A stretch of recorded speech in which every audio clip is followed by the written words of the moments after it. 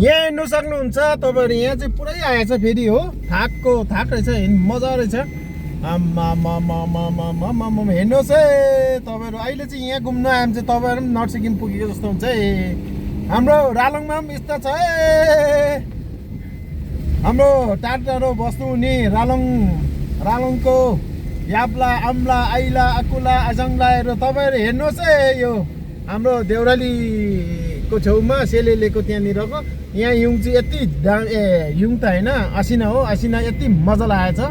तपाईँले हेर्नु सक्नुहुन्छ। म तपाईँहरूलाई यो नजारा तपाईँहरूलाई देखाइरहेको छ, तपाईँहरू हेर्नुहोस्। सायद यो भोलि पर्सि पनि पर्छ होला फेरि। यो चण्डी पूर्णिमा चाहिँ एकताल आउँछ, त्यति बेला चाहिँ तपाईँहरू यतैतिर भयो भने चाहिँ मजा आउने चाहिँ आउनुहोस् है। परेको त यो असिनै परेको पर।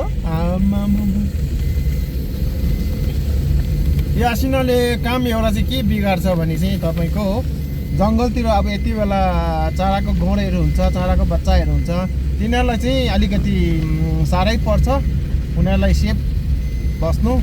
त्यसले गर्दा बिचरा उनीहरूलाई चाहिँ अलिकति साह्रै छ।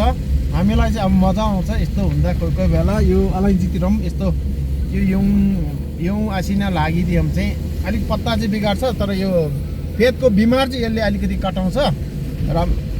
राम्रै हुन्छ, तपाईँको टुसाहरू राम्रो आउँछ। वर्षमा एक दुईपल्ट चाहिँ खास उहिले त पर्थ्यो, आजकल पो निकै यो बन्द भएको छ।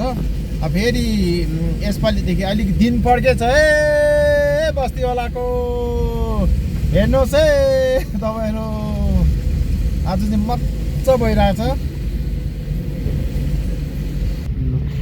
हामी पनि यही आज राबङला आएको थियो,